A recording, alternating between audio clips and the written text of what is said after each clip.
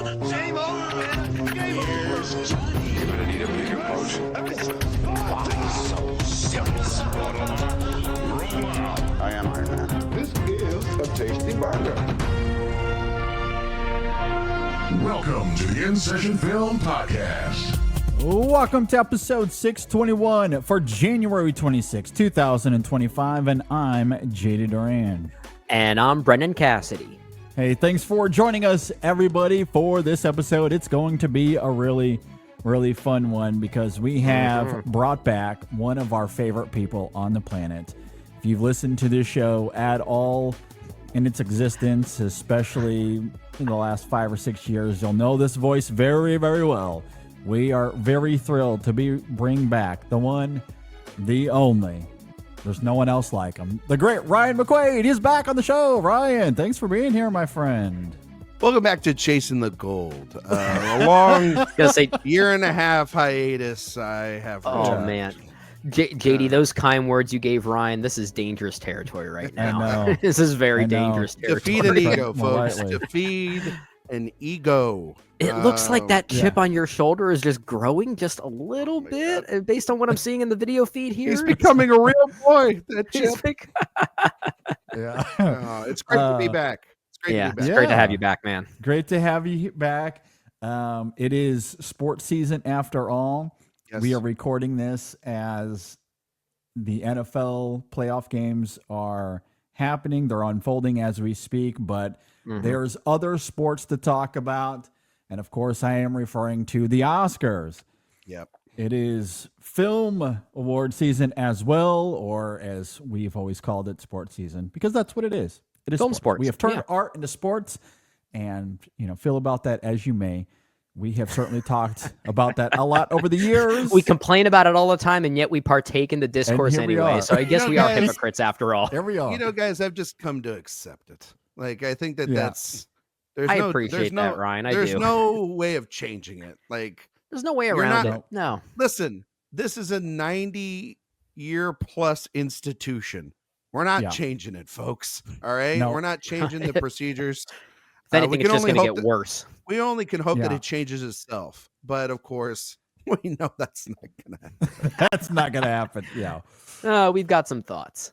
Yes, we do have some thoughts. We'll get into it as the 2025 Oscar nominations dropped last week. Now, of course, speaking of Chasing the Gold, Shadon and company, they broke it down in a really fun way. If you want to go and check out that episode, however, we're going to give our thoughts on it as well.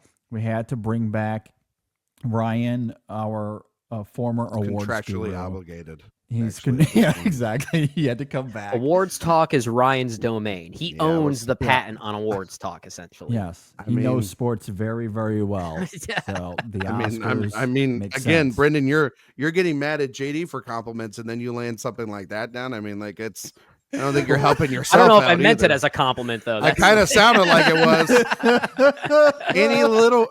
He's growing. If anything, I'm the king of backhanded compliments. There you go. But of course, wow, that hurt. Well, it's backhanded. I guess it's meant to hurt a little bit. I love you, Ryan. I'm sorry. I love you too, buddy. Yeah. We're glad to have you here, Ryan. We're of course going to talk about these pesky Oscar nominations. We don't necessarily have to sit here and break it down category by category. We're not going to be here for. We're going to be here all night for 5 hours. Yeah, we don't have to do that. Could. There are other shows that have done that. You're just saving that for Dave to come back on. Yeah, exactly. We're going to bring Dave on and tie him to just for the record out there. So he can't leave. Last year, I'm just putting this out. I'm putting you guys on notice a little bit here. Okay. I just want to say that for years when the InSession Film Awards came around here, right? It was always perceived as I was the one that made these shows run 4 hours long, longer than The Brutalist. No intermission. I know where you're going, and it's then I look back at the even last year's show. Yeah. And it was not nearly as long as this year's. And you had one less person. Yep. I feel like I feel like Oppenheimer with the bomb right now. I feel like the moral scruples of what I have left behind is something that you can't put the genie back in the bottle, as that movie says. And and I don't know whether to be proud or angry, so it's a kind of a mixture, folks. I don't know how that cancels happened. each other out, right? And so therefore I'm just impressed. I should have broken out the stopwatch again. I knew you didn't bring out the stopwatch. You're like, oh, Dave's not going to take that long, and then he did. But I love Dave. He talked a lot, and I kid. But it was a good show. It's such a double-edged sword because he also had great things to say, which is where what? How do you cancel that out? I think you guys just finished it 10 minutes before we got on the show. It's actually still going. It's still exactly. This is like in another mirror dimension.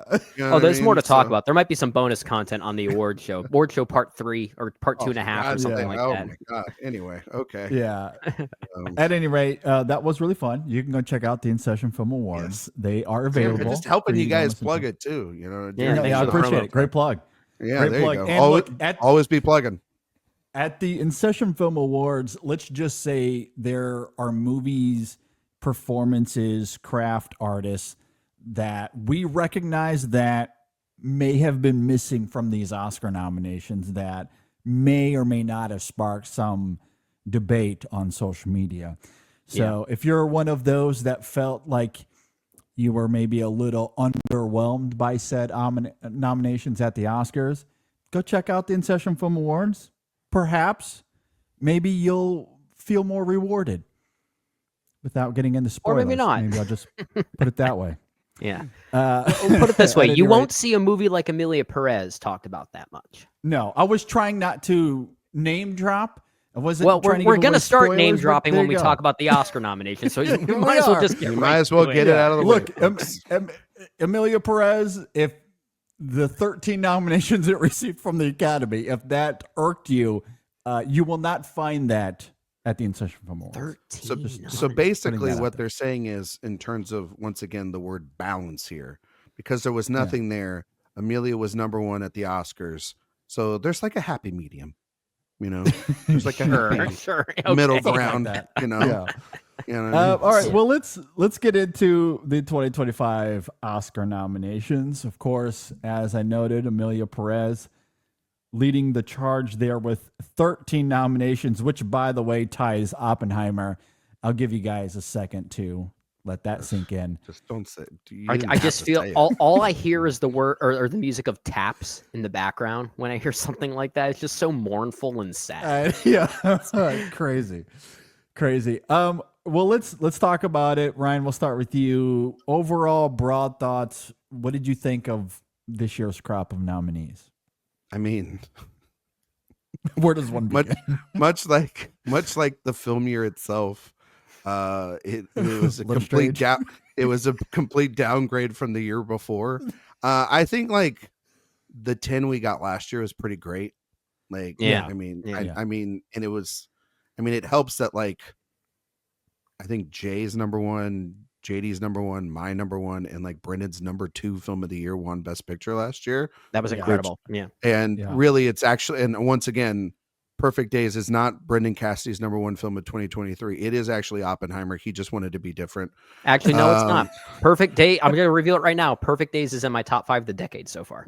Okay, but Oppenheimer's number 1, which is a little awkward. But might not even be in my top 10, but it's definitely close. That's cold. I like the small films, baby. All the small films, anyway. But no, we had movies like Anatomy of a Fall, and we had The Zone of Interest, and populist films like Barbie, and The Holdovers, which will make JD cry if I just mention the title. So I got to move on. And we have Past Lives, and we had a ton of. It was a great crop. It was a great year. Great crop.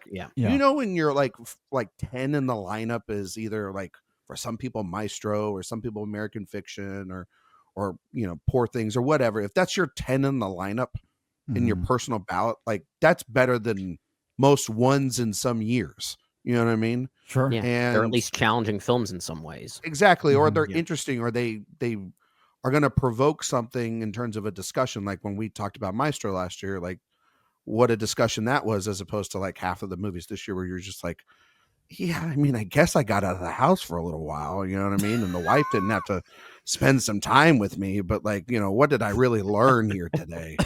And I think like that's the like overall consensus. I think with like half of these movies, I'm like, I don't like.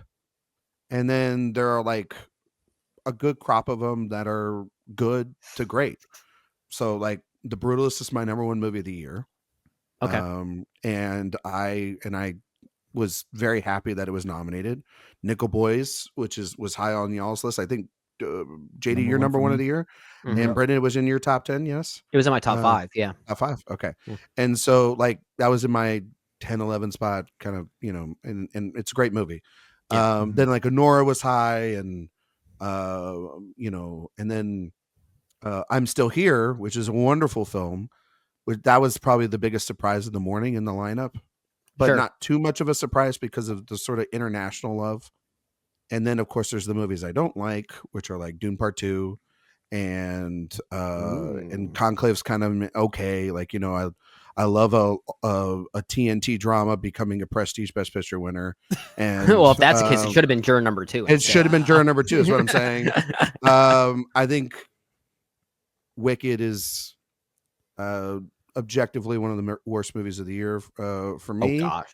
And Amelia Perez is just I mean, it's like the gift that keeps on giving. The thing about Amelia Perez is you guys see that in the theater. I think back to a Brendan Cassidy classic, The Last Black Man in San Francisco. Oh, what a movie. In order to hate something, you got to love it first. And I think in order to hate Amelia Perez, you got to see it in the theater, because like there is an experience of watching just the bombacity of that movie unfolding that just feels different than if you're watching it at home.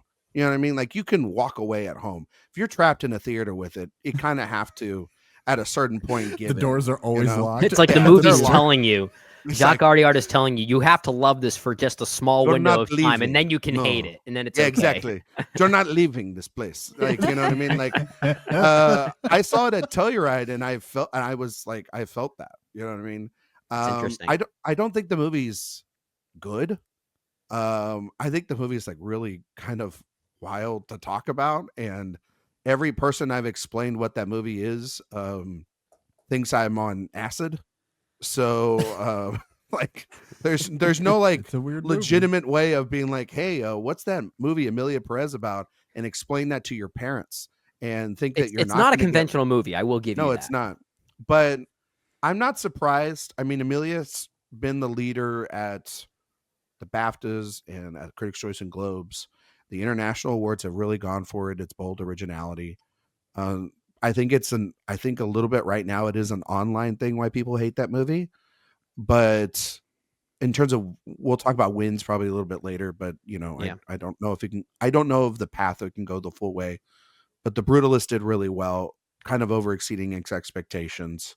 Sure. Honora did really well. Conclave, we can talk about missing some of that, but overall, like as the most I've sat on it, I'm not like angry about anything. I don't get angry about this stuff.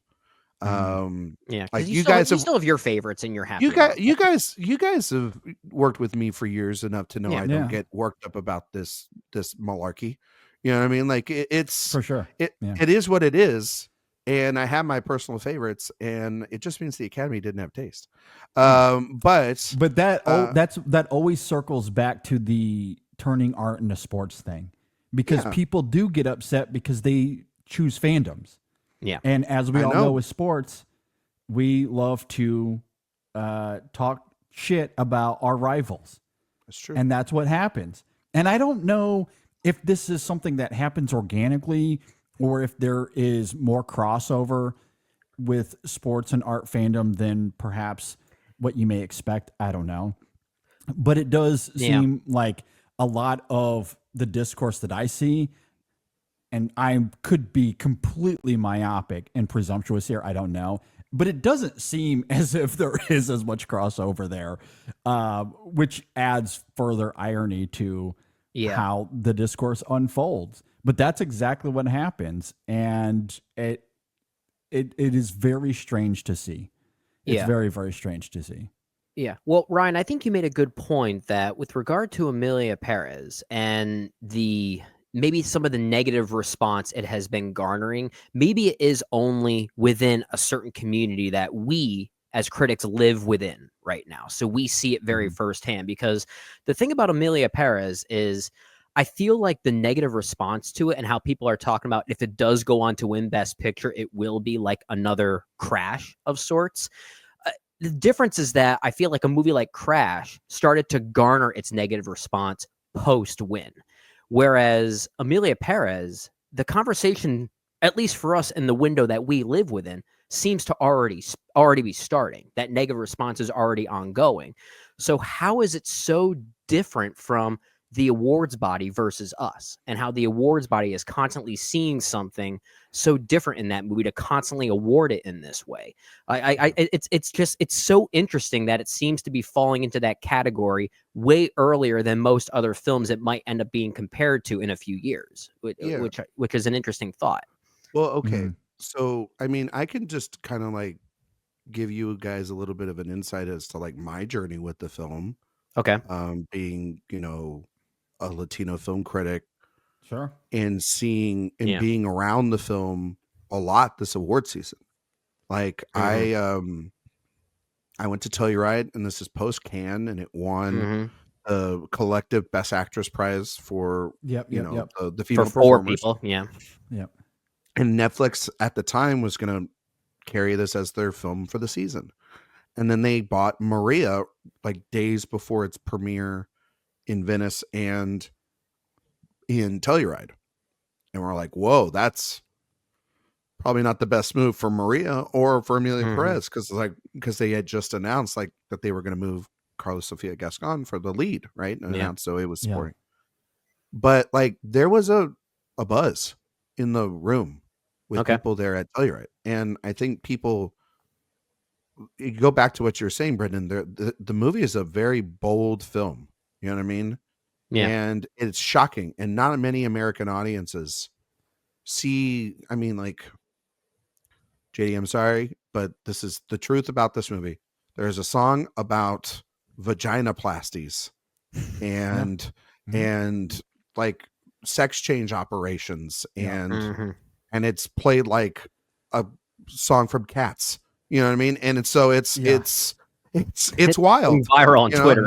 And it's like, and you're like, even if you haven't seen the film, you know exactly probably what heard Ryan of is this. talking about. When I saw honestly, it, this song is the only reason why I would have liked to have seen Best Original Song performed at the Oscars, with the hopes that song got nominated. Right?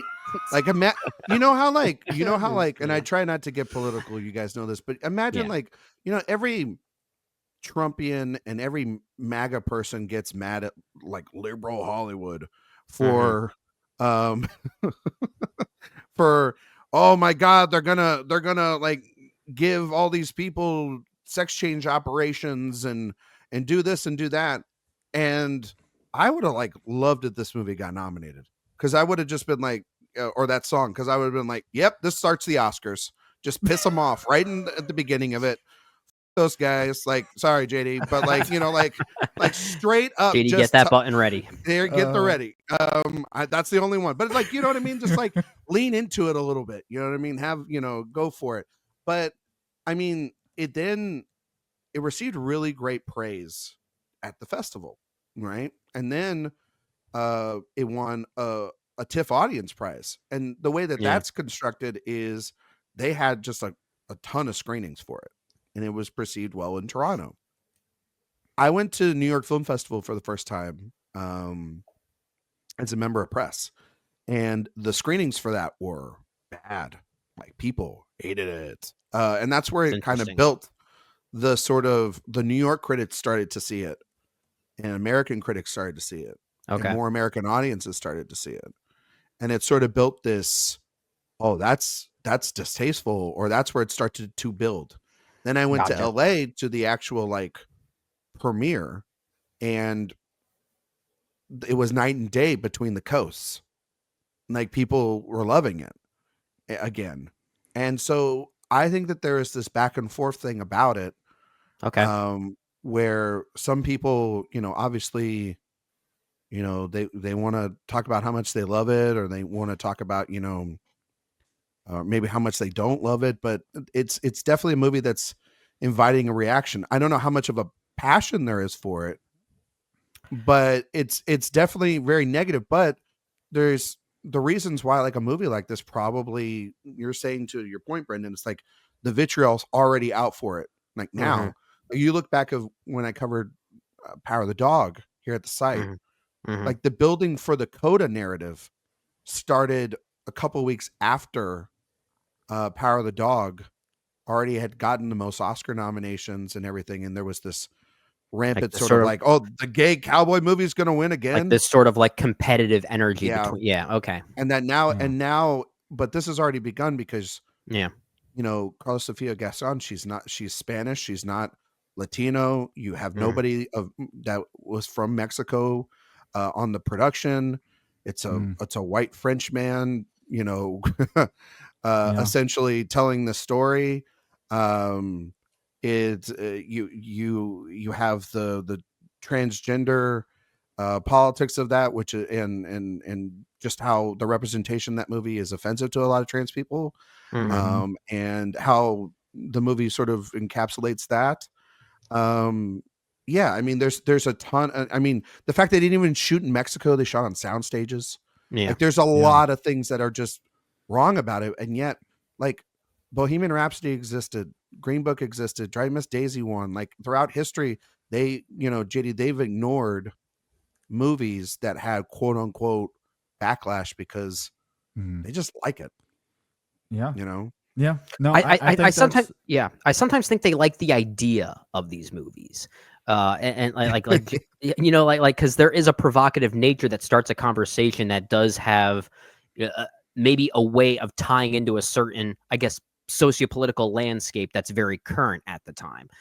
And not to say that that's always the case, but sometimes that could be fueling a voter's mindset if it is very current. And that maybe that could be the case with a movie like Emilia Perez. I don't know. It's just interesting to see that it seems as though the negative response for a movie that could potentially win Best Picture seems to be starting this early in the process, when movies that people might compare it to later on, such as like a Coda or a Green Book or a Driving Miss Daisy or a Crash, for instance, I feel like that negative response was a bit more immediate following its Oscar nominations and its eventual win. But this narrative, I feel like, has been ongoing for quite a while, which is kind of intriguing, honestly. It does make for a pretty weird Oscar season, I think. Yeah, I think it's very weird. JD, do you have Yeah, sorry, I didn't mean to cut you off, JD. I know you had a point there. No, I mean, I don't really have a whole lot to add to that specific conversation. I agree with a lot of what you guys are saying. And I when it comes to Emilia Perez, I think what's interesting about this crop of nominees, to circle back to that, where it feels strange to me comparatively to other years, because when I look at the 10 nominees specifically for Best Picture, and this is where you and I differ a little bit, Ryan, I actually quite like the 10 on the whole. With something like Anora, which was just outside my top 10, but I really like that film quite a lot. Me too. I'm with you on The Brutalist. That was my number 3 of the year. Conclave, I did really like it. Didn't quite crack my top 20, but I do think it's quite good. You and I have quite a disparity on Dune Part 2. That was also in my top 10. I love that film. Nickel Boys, I mentioned, is my favorite of the year. I'm quite high on I'm Still Here. That getting in was a really interesting surprise. The Substance, I think, is quite good as well. And then there's Wicked. Of these 10... And A Complete Unknown, too.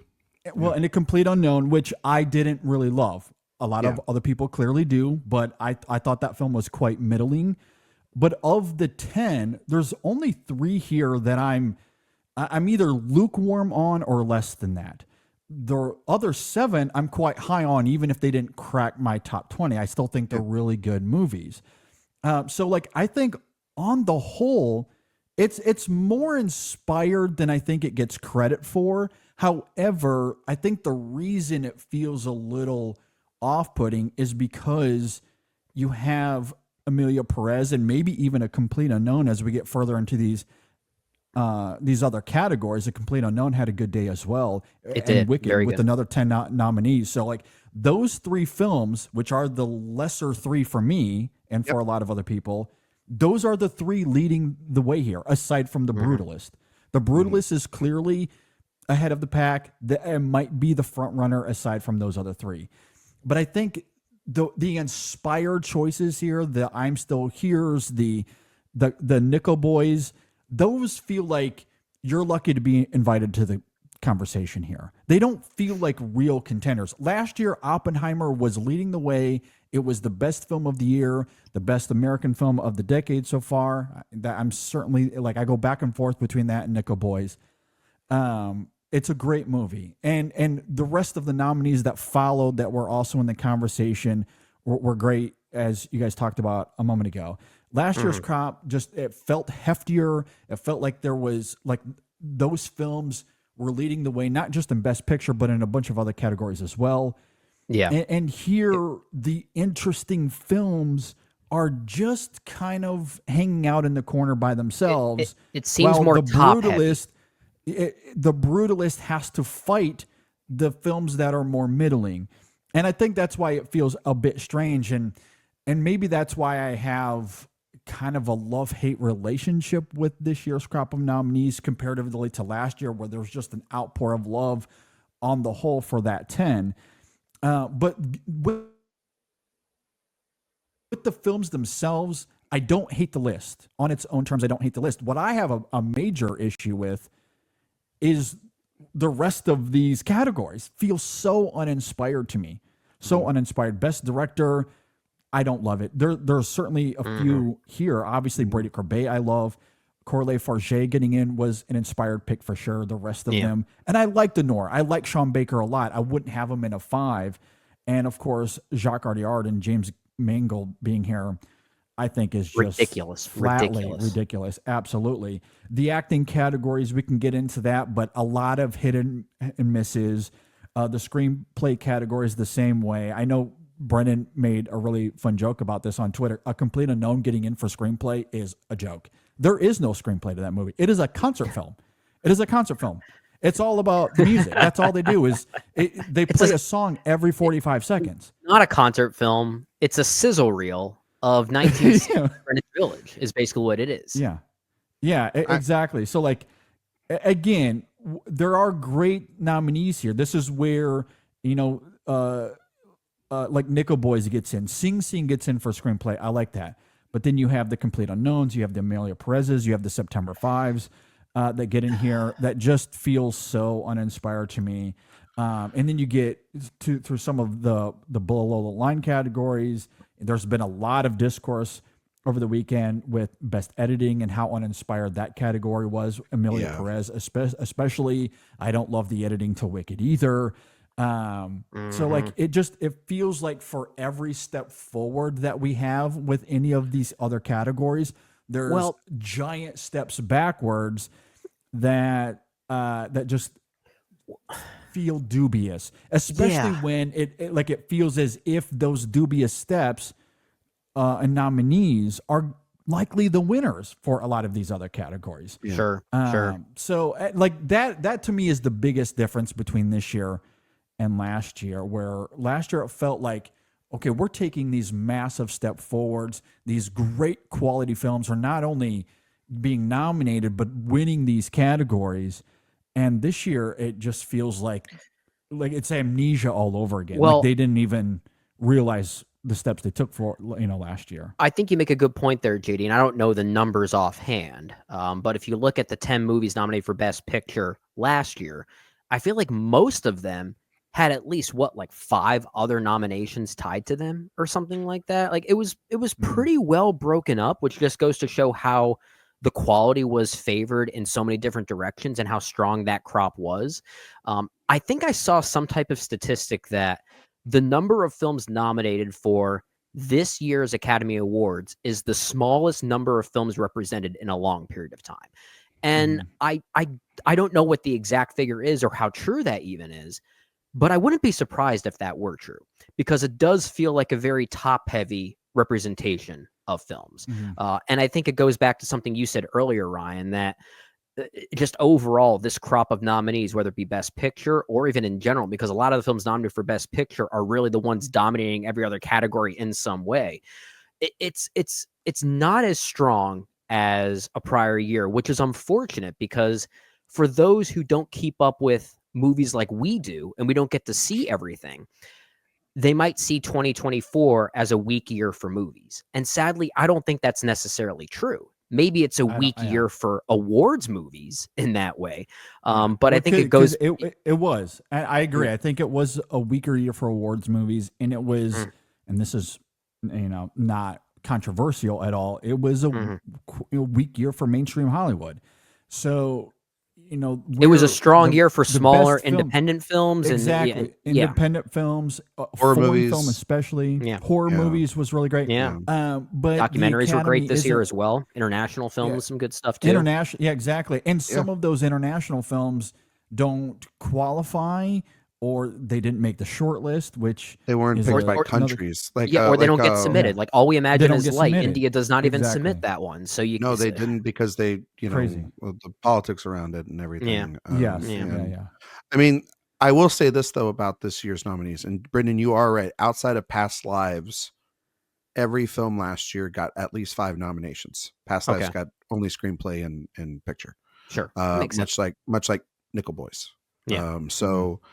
This Yeah. year, and that's usually kind of the case. Like there is kind of been this running thing over the last couple of years. Like Women Talking was that a couple of years ago, and Past Lives was that last year, and Nickel Yeah. Boys was this year. It's always where some type of smaller film that's maybe not Yeah. as technical It's as got some of the- the others. it's got And it the usually ends up being passion. one of the better ones. Anyway. Yeah, it's one of the best films of the year, and you're just Yeah. like, oh, okay.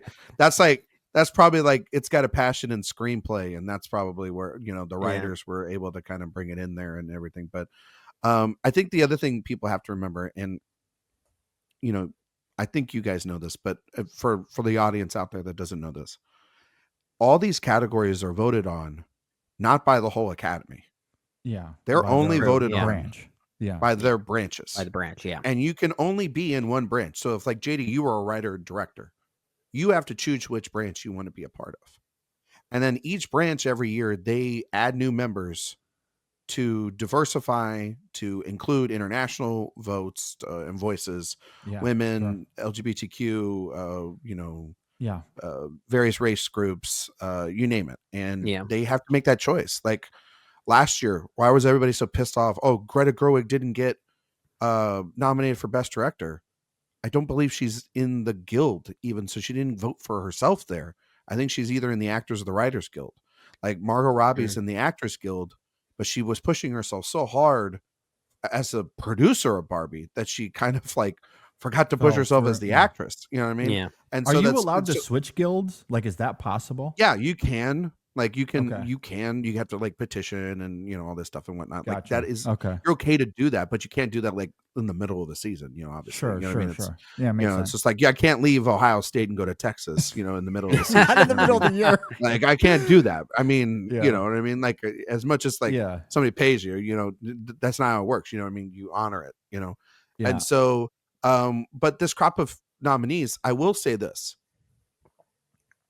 I do believe, I think Brendan, you were kind of alluding to this. So I was just going to say, I Mhm. do think that this was a low voter turnout, and it was a largely Okay. big, Yeah. big turnout from the international side of things. If you look at BAFTA, the BAFTA nominees are very similar to a lot of the nominees here. And then you look at the guilds, they're very similar. Now, why do I think that the BAFTAs played a big part in this? And as I do think the wildfires in California, as much as they delayed this, I don't think people here in America, a lot of those people that do want to vote, like they're worried about their houses. They're worried about things, that are more human than the Yeah. award show. Which That's makes a fair sense. point. Totally That's a makes fair sense. Makes point. sense. Yeah. So, like, if there were passions for American films like Sing Sing and A Real Pain, or like those movies didn't find it. And from what I heard, a lot of people really loved Nickel Boys ever from international rather than American audiences. Because if you look at a lot Okay. of the guilds, they weren't nominating Nickel Boys where it should be. And a lot of Yeah. international Yeah. audiences really, and international directors really responded to Yeah. that film, and it should have probably gotten it. I think it was 6 in the lineup. I don't think Edward Berger was actually number 6, even though he got most stuff. Interesting. I do think Ramel Ross was 6 because if this is a mostly international branch, like they didn't want to nominate Berger for All Quiet on the Western Front. So that's why I went into the day, even though I didn't ultimately pick it, I just like played safe. Which by the way, guys, like the top person at Gold Derby got 80%. Your boy got 80%. So like I'm just as good as all the experts here. All right. When I say that, that not to again, chip on the shoulder. I was just gonna say, brag, is that chip rising just a little bit again? I feel like it's blocking that light switch behind it you. Made me feel good. I don't know about you guys, but even if it was like a percentage point, I didn't care. But I mean, in the voters really skewed a lot of these, and I've talked with people in various branches where that was the case. And a movie that I think has done really well as a nominee is someone like Amelia Perez, is someone like Wicked, because that movie makes people feel good and it's new and it's fresh. It's a lot like what happened with Dune. Like, why does Dune Part 2 not do as good as Dune Part 1? Well, it's not as fresh and new, and that fresh and new thing in the tech categories is something like Wicked. You know, like the substance.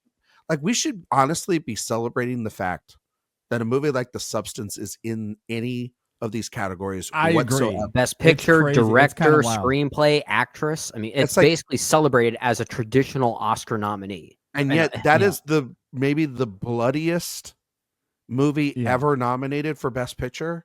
Like, move over Scorsese, you got a new contender. Like, it is like it's a very different kind of movie. I mean, it's so I know, but like so in the vein of Cronenberg, you would never expect a movie like that to be an Oscar contender in the way. No, you wouldn't. As soon as 10 years ago, even. No, you wouldn't. It's crazy. And I mean, like, and that's the other thing too, is like movies like Hereditary and Us and even Nosferatu this year, like those movies that you would think are American films that are made prestige wise from auteur directors here, they didn't get in. But the French director making a horror film that was celebrated at Cannes gets in, it just leans to show that the international branch played a significant factor. Those international inductees played a big factor. That's why we need to celebrate The Substance being as celebrated as it is here. There was a stat going around about how it's, I guess, the 7th horror film nominated in the way that it is for Best Picture. And even that, I think, is a bit of a stretch, because what else was in that 7? You had The Silence of the Lambs. Is that really a horror film? You have like The Exorcist. Okay, horror film, but also kind of crosses that line into horror drama. So it kind of does have that sophistication to it. The Substance is absolutely a horror film. So like the fact that it veers so heavily into that genre and gets nominated, I feel like that's almost even more worth celebrating. It really it really, in many ways, it might be one of the first real true horror films to get this kind of honor. Maybe honestly, like I think The Exorcist is a horror film. I don't disagree, but probably like even like Get Out is like a horror comedy. And, you know what I mean? And but that's also, that movie's more a movie just speaking of the time. You know what I mean? That was such a timely film. And it's just so clever. It's very social, political. And like Silence of the Lambs, Brendan, for like that is a movie about a cannibal, you know what I mean? And it is about like these murderers and stuff. Like it has, I would say it's more suspense. Like, I probably think you would agree with that, like suspense thriller, but maybe. Also, like, I can watch Silence of the Lambs any day of the week. Like, it's such a weirdly is a comfort movie, which says a lot of probably about my comfort. It's a great movie, and I'm not trying to disregard those movies as being nominated in this. No, I agree with you.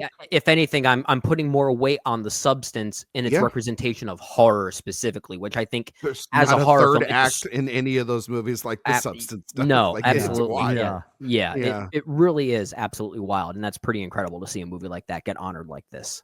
Yeah. And that's why ultimately, as disappointing as I think the overall crop is here, at least comparatively to some years that have been better, and you know, we'll say since 2016, there is a lot to be happy about here, and The Substance is clearly one of those. I do love that Nickel Boys gets in for picture. how it got there, despite the lack of other nominees, is kind of wild. It's yeah. But the fact that it did get in, I do really like. And, it gets into screenplay. It's a tragedy that Jomo Frey is left out of cinematography. I think it's wild that Ramel Ross is left out of director. But given the narrative of the season, I can't say those are fully surprises. I am a little surprised it did get into picture, though, because it was always kind of on the fringe there. Yeah, Yeah, it's it such a And double-edged again, sword. going back to kind of my opening thoughts on it, I'm thrilled that it's here, but it's clearly 9th or 10th on the list anyway. It has I know, no that- shot that- of that's- winning that award. That's why I'm so like I have two opinions of it being nominated for Best Picture, Nickel Boys specifically, because on one hand, it's great that a movie like this that deserves to be seen will get noticed now, at least from those who don't really follow movies like we do as film critics, who are just casual goers and see, oh, I've never heard of this movie, Nickel Boys. Maybe I'll check it out now. It's nominated for Best Picture. So it's great to start that narrative, but it's clearly there to fill a slot. And that's the other thing I really don't like about the 10 nominees in general, because I feel like many movies just get put there to fill a slot when the actual attributes that really define its potential Best Picture nomination are the things that then get ignored, which in this case being its direction or its cinematography, which really define the movie in many ways. I agree. And it should have been a shoehorn for those categories. I will say, though, if I have to choose, Nickel Boys only gets 2 nominations, Best Picture certainly being one of them. For the casual moviegoers who are going to go see these based off the nominations, I do prefer that it gets in for screenplay than perhaps cinematography, because I do think, for whatever reason, this might be a little bit myopic, but I think the casual moviegoer will see screenplay and picture and maybe put some more weight to that.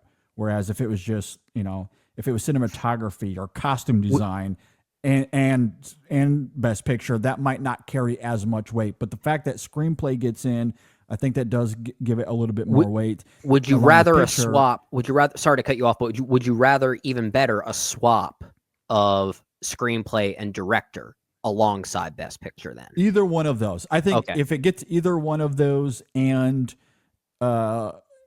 picture, then I think that's fine. I think as far as the casual moviegoer who might go see this, either one of those, I think they work effectively alongside the Best Picture nominee.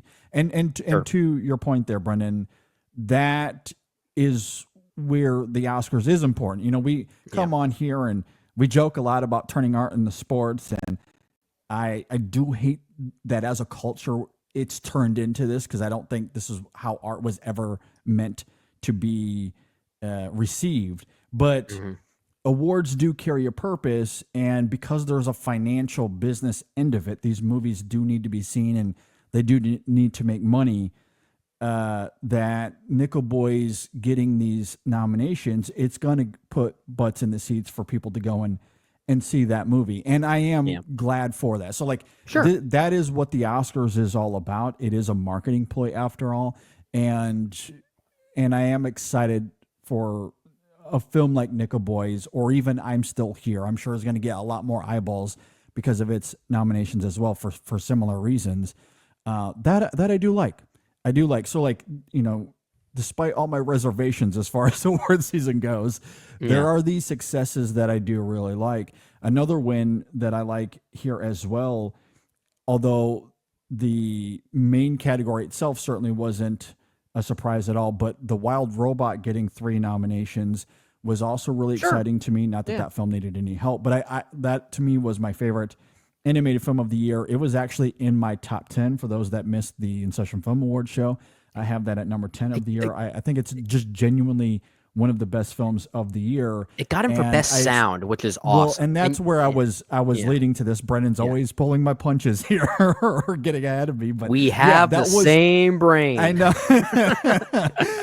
Because that was one of the biggest surprises of the morning as well. I was expecting that it would get in for animation, of course. And maybe score. And score as well. Chris Bowers was very much in the conversation, and generally that was one of my favorite nominations of the morning as well, even if that was more anticipated, but that still was very exciting. And then you're expecting maybe it's going to get in for song, but then Diane Warren has to get involved, and that's a whole nother conversation. I actually don't think it was Diane Warren that was the reason it got kicked out of the lineup.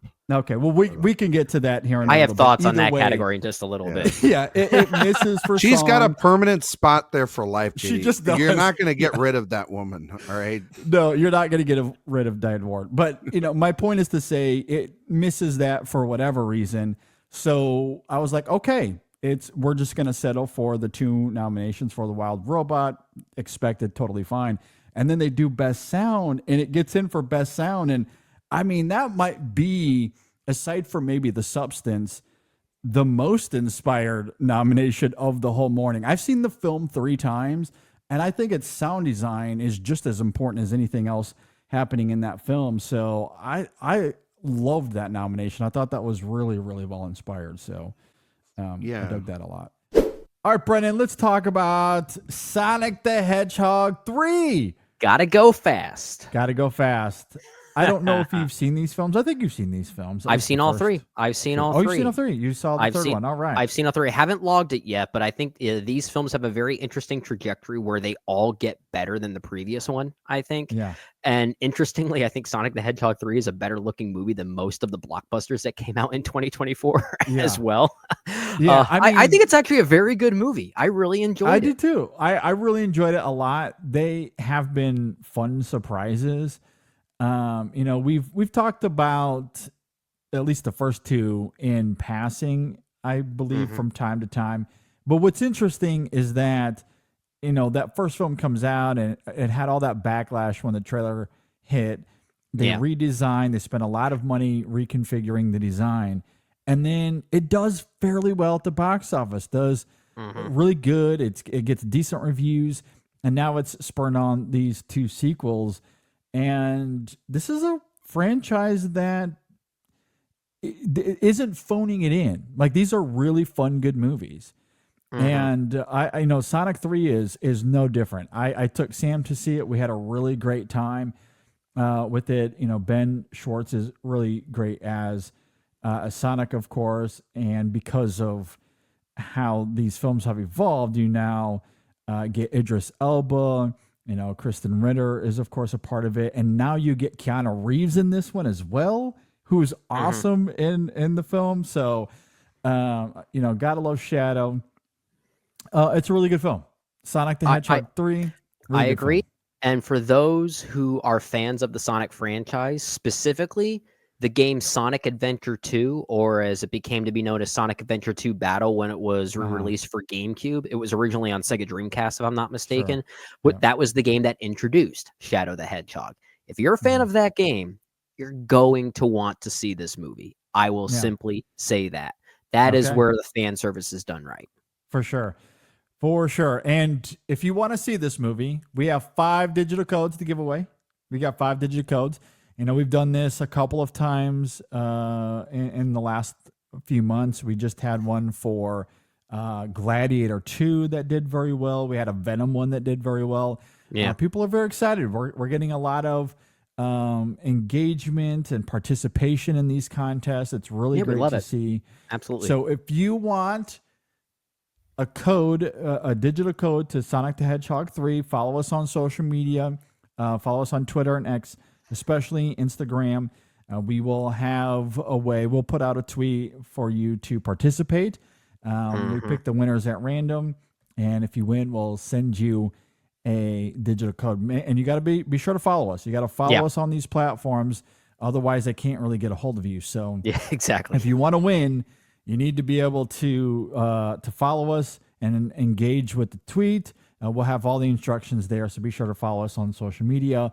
Really good film. I enjoyed Sonic, and there's a 4th one on the way in 2027. Of course there is. Just a few years down the road, we're going to get another one. So and if the trajectory is anything to be said, it might even be the best one of the 4. Could be. Yep, very well could be the case. So really looking forward to it. Be sure to follow us on social media for Sonic the Hedgehog 3. and we thank them for their support. All right, Brendan, let's talk about coffee. Oh, We all so- need coffee. It's so cold out here in Pennsylvania. Coffee it's the world's best medicine Oh my right now. gosh. Oh my gosh. Yeah, on a really cold, chilly day, coffee this time of year just hits differently. A nice warm cup of coffee, oh, it's the best.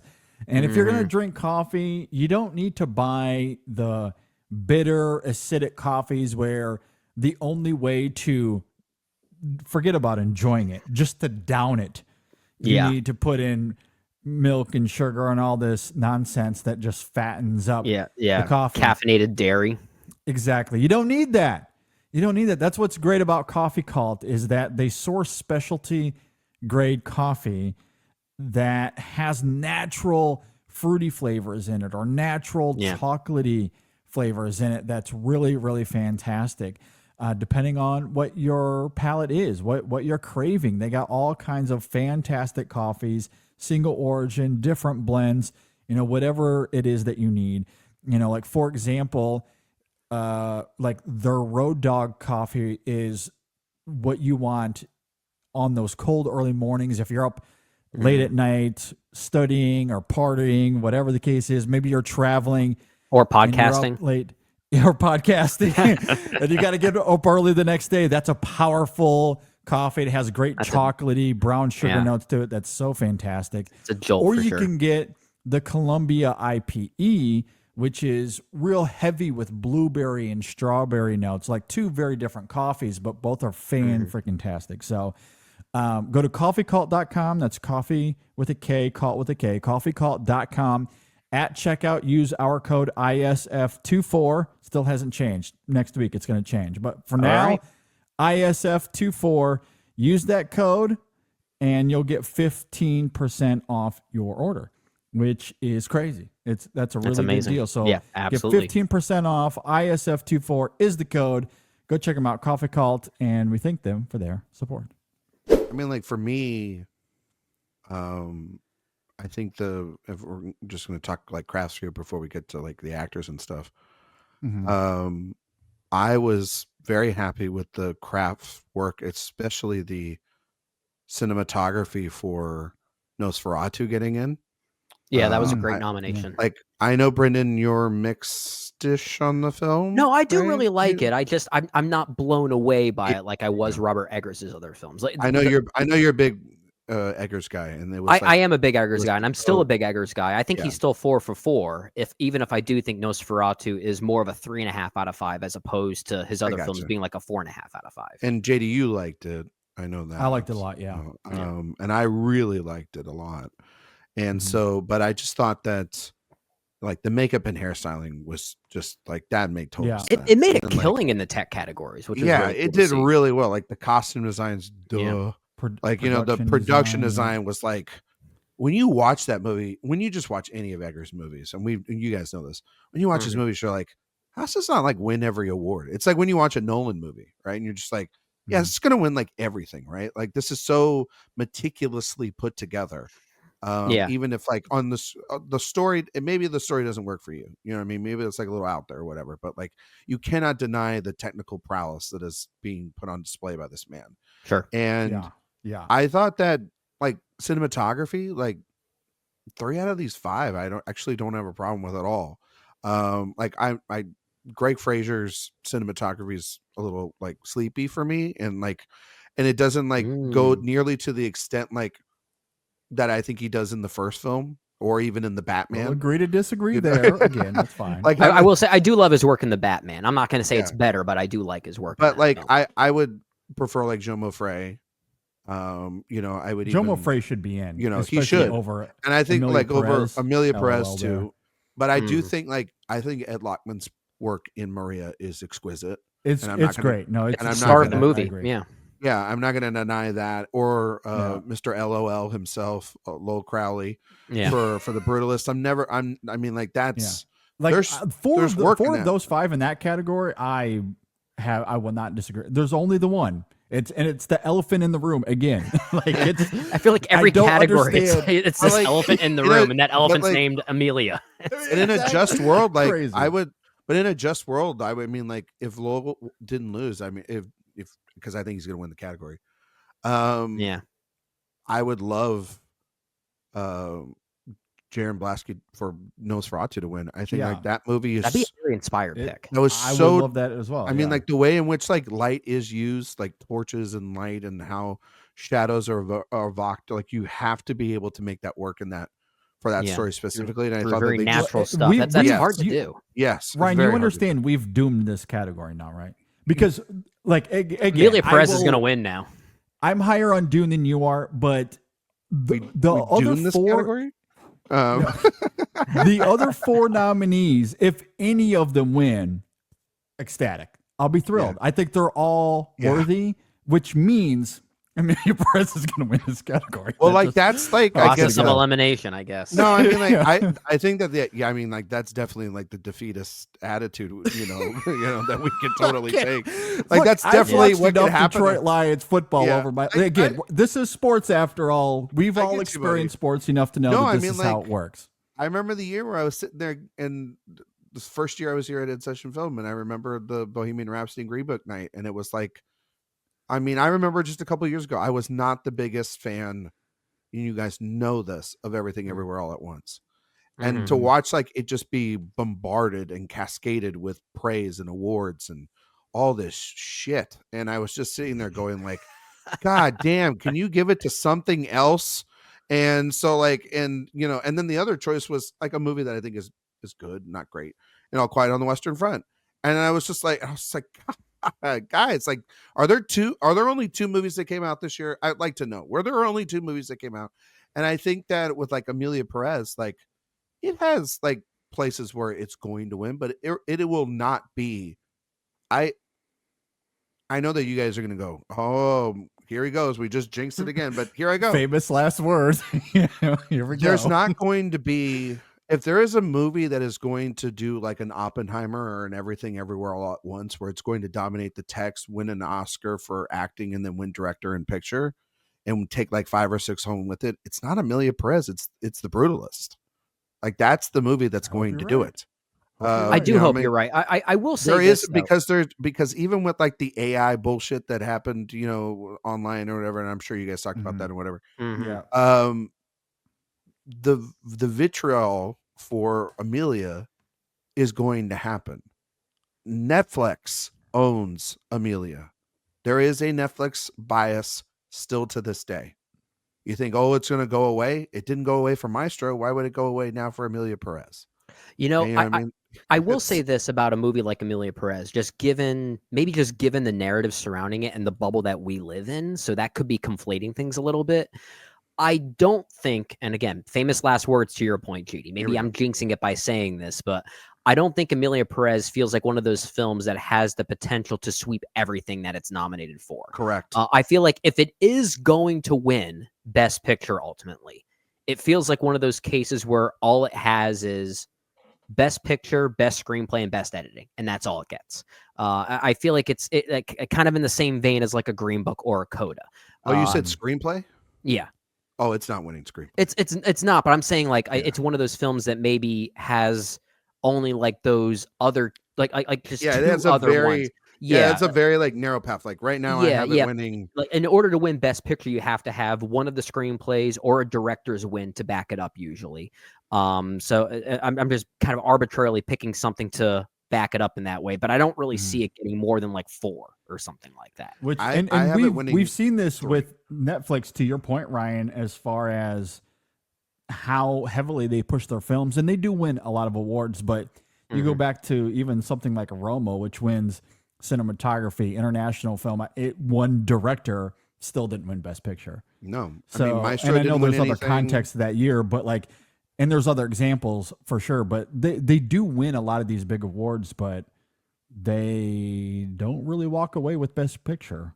I mean, JD, So- remember Power of the Dog? It got the Power same of the Dog, amount, that is same probably a better amount of example, yeah. nominations as Amelia Perez, and it walked away with 1 prize. One. And right now, That's crazy. Amelia That's wild. Perez is going to win. It's only locked in for 2 prizes. Yeah. Song locked. Like I Yeah. like I know everybody wants Ariana Grande to be a thing, but Mhm. like also like it's like Lady Gaga and A Star Is Born. Like you want this to happen, but it's not going to happen. Like that's not how this works. And she in Sure. Saldana, she has played, she's gone to every festival. She's the real campaigner I was gonna and say, yeah, speaking she's to everybody really marketing for this that. movie Yeah, now. she's the one that, and Yeah. also she's got the career narrative. And yes, being in the MCU helps. And yes, being with Big Jim helps. And being this actress that, stepped Well, outside her comfort zone, a it helped her. and You know what I also, mean? whether people like the movie or not, Amelia Perez specifically, I feel like the one thing that people can agree upon Correct. universally is that Zoe Saldana is really good in the movie. And she So, is like, yeah. I know you guys are very mixed on the film. Mhm. But I mean, you guys can't even deny that, like that She's very good in it, yeah. She's She very is. good in Yeah, it. she's good. She's Yeah. the damn lead of the movie too. But I was like, gonna that's, say Yeah. category like, fraud for sure. That's like, the worst of them. I Yeah. have seen enough of this show to know JD's frustrations with category fraud. Though I'm going to ruffle a feather here. I do think Kieran Culkin is just as bad as Zoe Saldana. I do think that movie is entirely about that character, and he spends a majority of that time. And if he's not on screen, they're talking about him every time on screen. I think that co-leads are fine. And honestly, I think that if Culkin had just run it in Best Actor, I think he would have replaced Sebastian Stan, and that lineup would have been easy to predict all season, and it would have opened up a spot for someone like Clarence Macklin to come in there for Yeah. Sing Sing, But or he's Denzel probably going to Washington. win for supporting. Yeah, but he's we Well, don't know. that's why like, they did it that way, to guarantee 'cause that win for Adrian something. Brody could still win that even if he's in that lineup. No, for where- sure. No, I Yeah. totally agree with you. It is, but JD, that's where the politics and the strategy of that Yeah. is like, that isn't like, it's not a supporting performance. To me, at least. I don't disagree. Like know? I have talked about this on the show, and I've even talked about this with other friends offline. But I agree, it is a co-lead performance. I just think of the egregious examples this year, and there are certainly a few here. To me, that is by far the least egregious. There are swaths of that film where he's gone, whether they're talking about him or not. I mean, the dinner scene, I know you're talking about the dinner scene there, but immediately after, there's another 5 to 10 minutes where it's about Eisenberg's character back at the hotel. Well, and that's JD, not about Culkin's character That's at fair. all. Like that Well, and happens you- a couple of times. Yeah, and JD, you made a good point during our review of A Real Pain and how the story structure is mostly funneled through Jesse Eisenberg's character's point of view. It's through more his so. eyes, through his perspective. So there perhaps is more of a lead perspective in that way, but I think even so, it doesn't. I don't think it necessarily justifies the choice that was made here, because I do think I just think ultimately there's it is more of an still argument a there than co-lead any movie. other Yeah. performance. here. Honestly, I do but think it is co-lead. I yeah. agree. Honestly, I think that it's I probably think like Grande's actually, like, if we're gonna just say like the three, right? Like, because it's the three, right? The Ariana Grande, Saldana, and Culkin. I think like Saldana and Culkin, like, to me, are like night and day. I mean, not night and day. They're like the same. Like, they're similar of in terms of. I think the movie is really about them. I really do, and even like so. I think that's fair. But I think Saldana literally is the lead of that movie. Like, it starts with I her, agree with it that, ends with her, it bookends. The movie is like, fully framed around her character. exactly, and I think she disappears, obviously, for Amelia's perspective to come in there. But I fully believe that movie, the second time I watched it, I was like, oh, this is like all about Rita. This has never been like, every single decision of this movie has to be made by Rita. Like, she is the driving force of this movie. Like, the thing about like, Glinda is like, she does get to disappear at times. You can make the case if you wanted to that she's supporting. I don't think she is. I think she's just as much a lead in that movie. Yeah, like the film begins with her. It's a lot of her exactly. perspective So as like, well. what I mean? Like, but they both have their times, and that's just the musical and the story and everything. Yeah, Like, I that's get the it. story of But it. but like, what makes me kind of frustrated is like, I think there are like some really good supporting nominations here, and I don't know how, like, maybe this is my brutalist bias coming in, but I watched like Guy Pearce in this movie again, the second time, and I was just sitting there watching it, and I'm like, does this guy not like win? Like this just like blows my mind. Like this is like some sinister shit that he's doing here, and he's so good. And like weirdly, Edward Norton's great. I think in A Complete Unknown. Like I think like he's the him. I was and gonna say those are fight words for Brett. I think he is sleeping in that movie. Him and Barbara are like the best thing about the film. I'll give you Monica Barbara. I think she is excellent. She's really good. That was a fun surprise too. Yeah. Yeah. And then like Yora's really good in Honora. Like he's like he's like the kind of the heart of it, really, when you think about it. And then I like Jeremy Strong in The Apprentice. Like I think I would nominate him. I would nominate him myself. I mean, it's the acting nominee from that movie that makes more sense to me, because Sebastian Stan getting nominated for the wrong movie, I think, is another thing for us to talk about.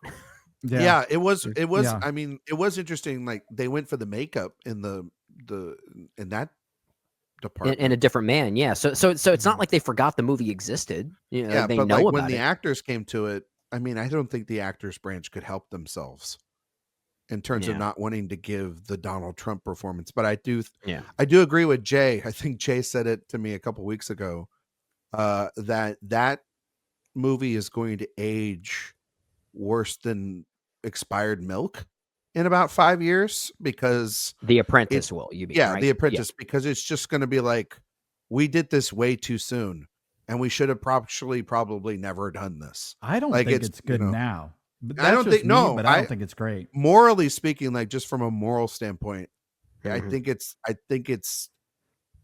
not the right time to make a movie like this. You want to make a movie about him, like get him out of the White House. I don't think it's a movie that has anything to say anyway, which is part of its problem.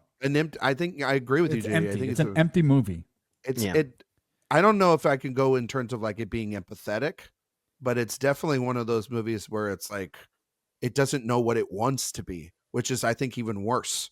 Like I don't think it. Sure. I don't know if it wants to be condemning him or making excuses for him, so it kind of lands in the middle, and that just ultimately is like and then ends up canceling each other out. Really, exactly. Oh, absolutely. But like, it's gonna be Culkin, and I think Saldana's gonna win.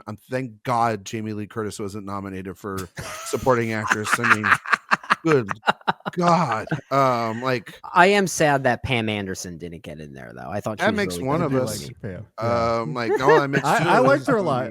I liked her a lot. I just thought that movie was so. Oh, I don't like the movie at all. But I think like that movie's just rough, and I didn't want to deal with it like in an award season at all. And that's probably why she ultimately didn't get in. The movie has a lot. It's a sad thing. Yeah. No, it's like if an awards worthy performance is in a movie that's not awards worthy, it tends to get lost in the narrative sometimes. That's a very historical thing. That's why like Nicole Kidman, like the thing about it is also too, like with performances and things, you got to feel like, okay, is other branches going to nominate like this movie? You know what I mean? Why did Angelina Jolie probably still feel like there was a glimmer of hope for her to get nominated? Because like Ed Lockman could get into cinematography, or it could have got into costumes, like, you know what I mean? Or it could have got into other categories. Why could Marianne Jean-Baptiste be rumored, like, predicted by some idiots to get in? Because like, oh, well, there's a possibility Mike Leigh could get into screenplay because that's happened before. You know what I mean?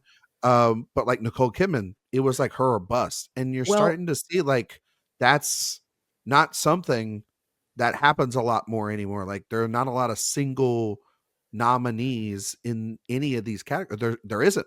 I think you're right with regard to this year. I don't know if it's necessarily because of a trend that we're seeing with the Academy. I think if anything, it goes back to something that we talked about a lot during our award show for 2024. And Dave was the one that really brought this up, this idea of access and movies being accessible for people and audiences and awards bodies, which I feel like many of these movies, these great movies from 2024, were just really hard to find.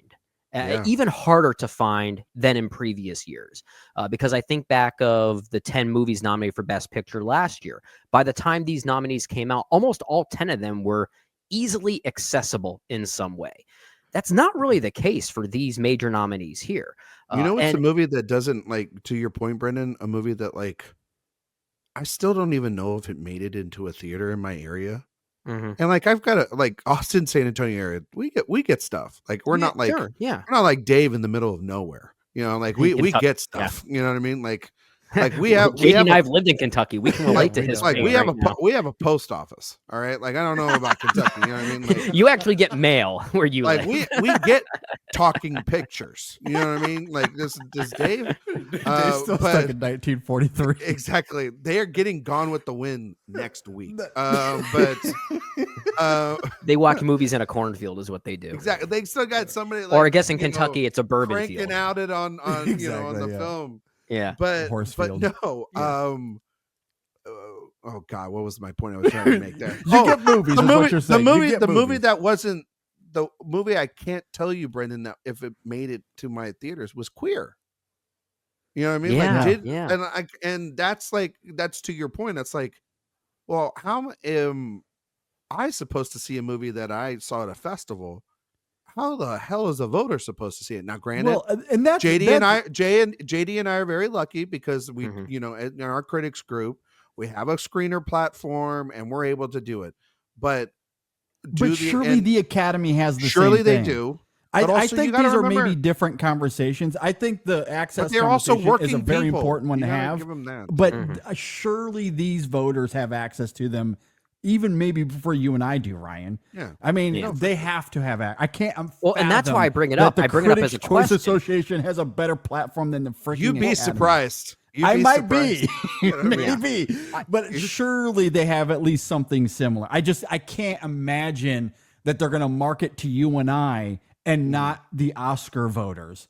I will. I Just mean, say they're that, probably like, getting. We're supposed to more do the work access. for them. We're supposed to praise Yeah, and I mean, like market in a these lot of movies ways, for them. Brendan's not wrong. Like in a lot of ways, like there have been years past. I mean, I talked to some Oscar voters this year. Contrary to what people believe, I do talk to some Oscar voters Yeah. every single I mean, year. maybe I'm wrong. I And- can't fathom that's the case. And there are people that like literally a movie will come out in the race, get like 5 nominations or whatever, and be like, I've never heard of that movie. Like that is the literal definition of why Coda won, because they made that movie a discovery. You know what's crazy? And this is the truth. The Brutalist is becoming a discovery for people. That's why people have it predicted, because like it's coming. It's slowly, A24 slowly built it out and bringing it out to theaters now, right? And guess what? A lot of Academy members are finding it and liking it. And it's new and top of mind for them, which might force them to Exactly. vote for it. So if that was A24 strategy, that might be a pretty brilliant one, especially given how they've probably dropped the ball on many of these other films like Sing Sing, for Sing instance. Sing and Queer. Like, Oh, they're- yeah. like Yeah. I think that there was like, I think the sad realization about Sing Sing was, I think they realized with the Brutalist they had something special and they pivoted. Yeah. And Yeah. They put all their eggs in that basket. And a lot of these studios, like if you look at the Best Picture nominees, there's not a single studio that got 2 films in for Best Picture. So that means that priorities shifted. And it's like, and you should be, and I know JD, you know, you could probably say, well, why can't they juggle 2 things at once? They don't want to juggle 2 things at once. They want to win the whole thing. Yeah. So, Yeah. and their better shot I get across that, the yeah. board is not Sing Sing, it's the Brutalist. Like this is Yeah. like, it's Yeah. so topical of mind. I mean, like an immigrant story going on right now while immigration is literally the number one thing that people are scared about in an American, you know, Yeah. political social climate right now. Like it is Mhm. so fresh Yeah. on the mind. Like Yeah. that's why, you Mhm. know, that's why it stands to be out front along with Emilia Perez and Sure. these other films. So Yeah, and I do think that conversation, the access conversation, is going to be important as it relates to final voting. If you're a costume designer that doesn't live in New York or LA, I could see how getting access to these films is going to be a conversation to be had. But I can't fathom that leading up to the nominations, they're not pandering to as many of these voters as possible. I could be totally wrong, but I can't fathom that. If anything, I think it's a lot of, you know, people are busy in their lives, they're working, they have families, they're trying to prioritize. And if you're in, let's say, I don't know, if you're in costumes, do you want to devote 3.5 hours to the Brutalist if you have other things that you would want to see first. I could see that being like a psychological dilemma they're working through leading up to the nominations. But I would imagine that they have access to some degree. But getting to see these films now prior to voting, and if a lot of them live in LA, to your point earlier, Ryan, that I'm sure had a major effect on them as well. Sure. So, and that kind of, I guess, leads me to a question I wanted to ask you that kind of came to mind some moments ago when you were talking about the international voting body having perhaps a big sway this year because of the context of 2024 and early 2025. Do you think that now, as we kind of lead up to the actual ceremony and voting for the nominations specifically, now that we've got all that out of the way, they know what films to watch, they know what performances to look out for. And I know that LA is still dealing with the wildfires to some degree, but do you think that the American voters, now that the nominations have been set, will have more of an influence on the actual the final voting, since everyone's involved now? The American voting body have an influence, and maybe that's to what you were saying earlier, where an Amelia Perez maybe only gets the power of the dog kind of treatment. Yeah, I totally think that, like I said going into the nominations, that this would be a very internationally heavy set of nominees. So maybe that's why it's not as populist or as American, or as sentimental. Because like a movie like Nickel Boys and I'm Still Here is not as sentimental or easy of films as A Real Pain or Sing Sing, right? Yeah, sure. Just to the average person, right? Not Yeah, to like, yeah. I'm not trying to, undermine those other two films and their importance, but It's just a very, they have a more of an immediate emotional exactly response. Yeah. There's more of like an artistic reverence probably for those, more than an emotional reverence. Yeah. Than I think for Sing Sing and for A Real Pain, that, that helps those films. It's not, Yeah. it doesn't, That's it's fair. not a That's bad fair. thing. But I do think that when you get to the vote hasn't even started. It hasn't even opened yet. So we will have Critics' Choice by then, and people are going to go to that. And then we're going to have SAG, and we'll have literally the weekend of Critics' Choice. We're going to have PGA, DGA, and CCA all on the same weekend. Okay. Yeah. Okay. So that's the Producers Guild of America, the Directors Guild of America, and Critics' Choice. We're going to have that all in like a week span. And granted, we're going to have all that. And the next day, JD and Brendan, guess what we're going to have? A Super Bowl. So like it is going to literally be like hell in about a couple of weekends for people in the entertainment Sports are industry. going to be on the mind. I have to in like some cover way. all this shit. Yeah. And then Sure. then the SAG Awards will happen and BAFTAs. And like BAFTAs clearly will show a blueprint of if SAG doesn't coalesce around something, if the guilds don't coalesce around something. And like, let's say, for example, Critics' Choice picks it won't be Amelia Perez. It'll be like The Brutalist for Best Picture, right? Or they pick Conclave, whatever. And sort of like, I think Critics' Choice are just going to cancel themselves out this year. They're not going to be as important as they try to usually be, right? Yeah. Sure. And that vote happened like a month ago already, it feels like. So, so let's say PGA goes to The Brutalist. And the DGA goes to The Brutalist. And SAG goes to Wicked or Conclave. Okay. And the BAFTAs go to Amelia Perez. What do you do? What do you do if there's not a consensus? So your mind would then go over to, well, the international at the BAFTA said that it's Amelia Perez. Maybe it is Amelia Perez. But then PGA does the same voting system for Best Picture that the Academy does, which is the preferential ballot. Yeah. So if the Brutalist won like that and BAFTA, then this is over. Because like winning the PGA and whatever is at BAFTA, you've pretty much got both sides locked up. And it's one of the only films like that could do that. Like Amelia could totally do that. but I would need to see Amelia not have.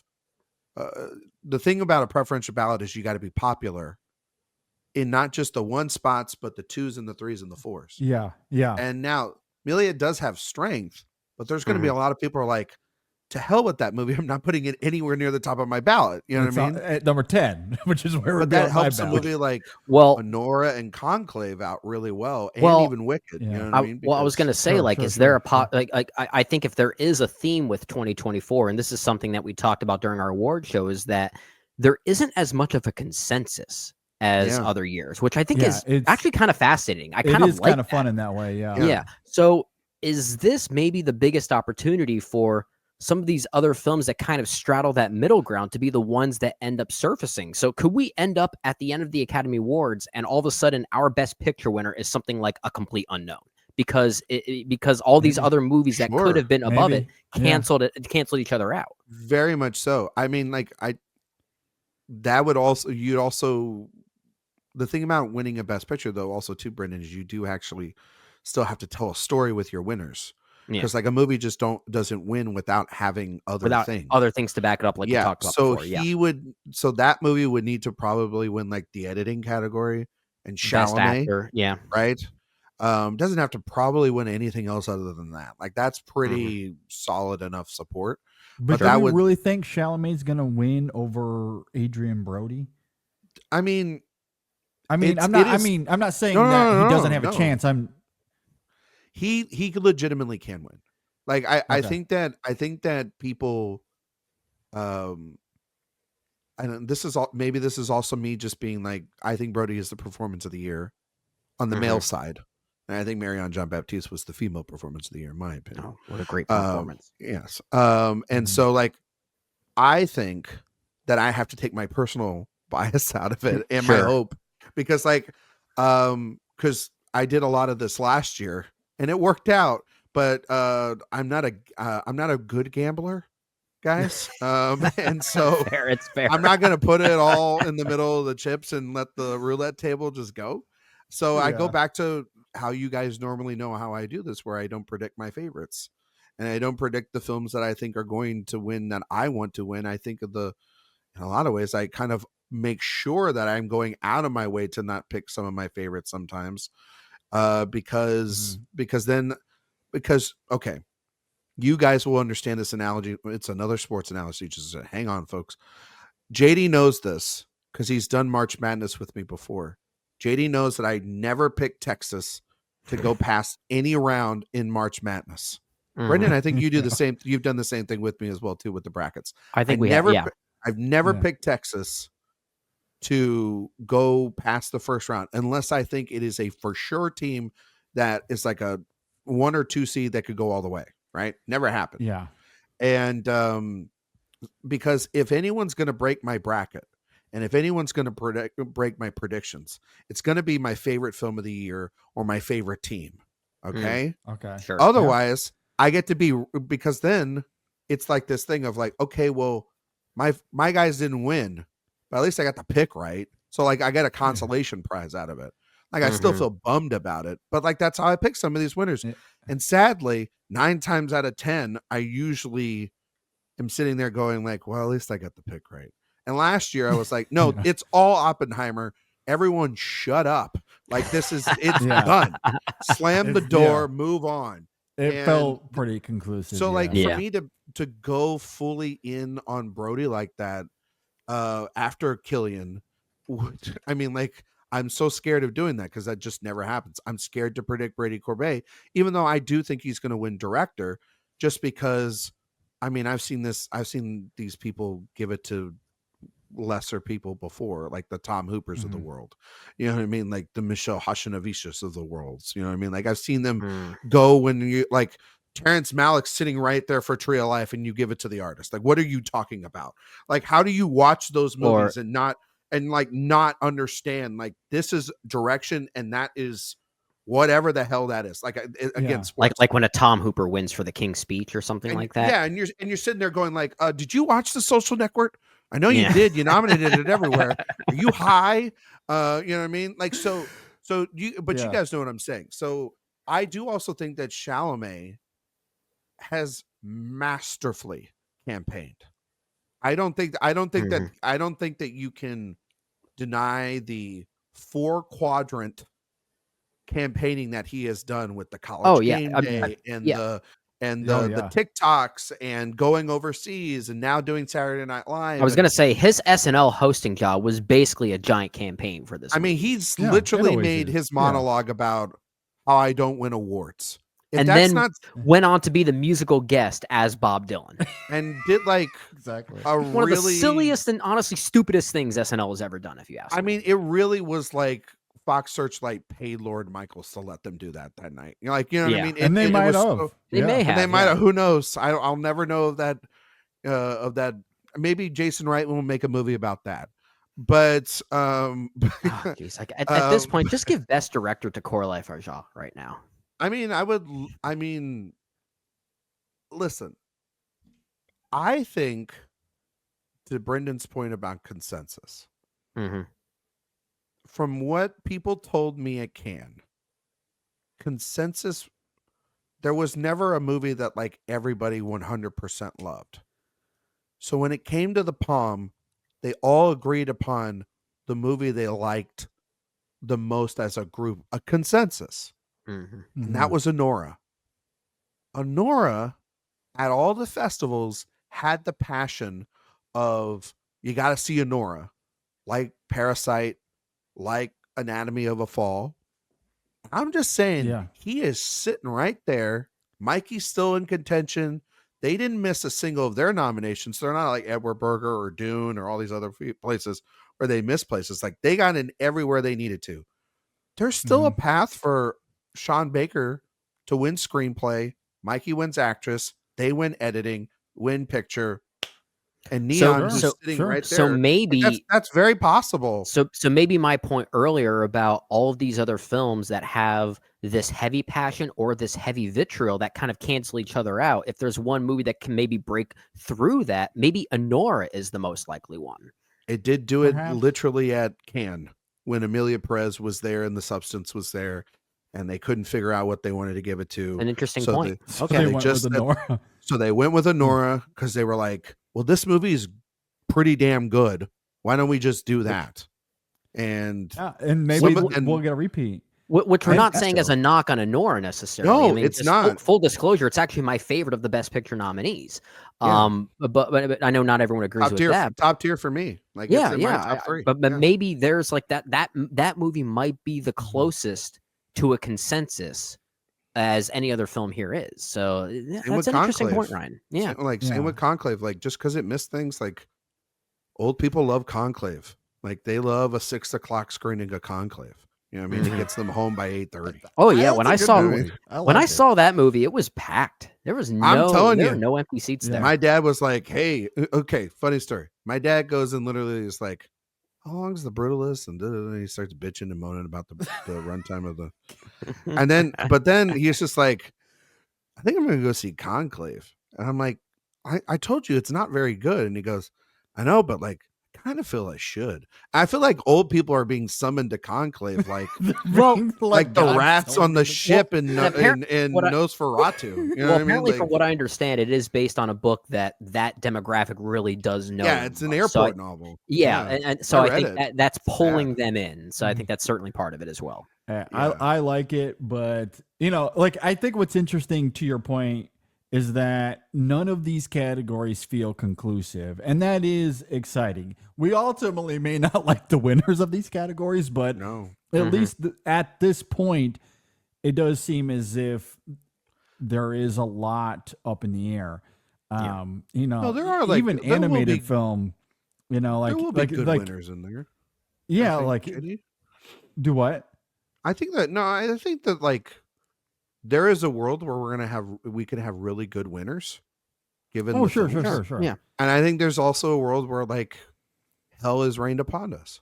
You know what I mean? Yeah, and that's the point. That's the point I'm trying to make is we don't really know. I think there'll be a happy medium. You know what I mean? Like, and perhaps that is ultimately where we'll land. You give me an Amelia, I'll take a Brutalist, and then we'll meet in the middle for an Anora, and we'll have a Wild Robot or a Flow. You know what I Yeah. mean? Like, This whole Oscar season Exactly. just feels like a poker game or something like that. it feels does. like the song you say potato and I say Amelia Perez. You know what I mean? Like that's what it says. That's just called the Exactly. whole Oscar. You say goodbye and I And say hello. and then you say Honora. You know what I mean? Yeah, I would like Sean Baker to win for like best, like Honora winning Best Picture. I think would be great. I know he's a bit of a divisive filmmaker. I'm big on Sean Baker. I really like his movies a lot. People like. I was his movies surprised, a like lot. Mhm. when Honora was announced that it won Cannes. I'm like, really? Like Sean Baker? like people are like, this might have like more of an awards contention because his other International films have people barely really do scratched the like him. surface. Though international people Yeah. really do like Sean Baker. Like I can see that though. Yeah. I think he won a prize or was up for a prize for Red Rocket, and Gotcha. the Florida Project did pretty well. You Yeah. know, he didn't It- win anything. So It's you know. easier to target him when you live in America and he's portraying the underbelly of America in such a way, those on the economic fringes. But when you're not here to maybe relate to that more closely, I could see an international market maybe finding more of a fascination with his films. Mhm. For sure. Yeah. I mean, also too, like for what it's worth, like Corbet is an American filmmaker, and he's making Yeah. literally the biggest damnation on America in a while. Maybe Yeah. outside of Yep. Nickel Boys, and then Mhm. but he's Seriously. making most of that movie out of America because no studio would give him the damn funds for it, and he's making like that's I think JD White is going to win director. It's like he's making an American epic the size of Killers of the Flower Moon and Oppenheimer with a 10th of the budget. Mhm. Yeah. Like Yeah. when you watch that movie, like regardless of what you guys think, like it is stupid that movie exists. Like it is Sure. It's insane crazy. that movie exists for like that budget. Like it shouldn't.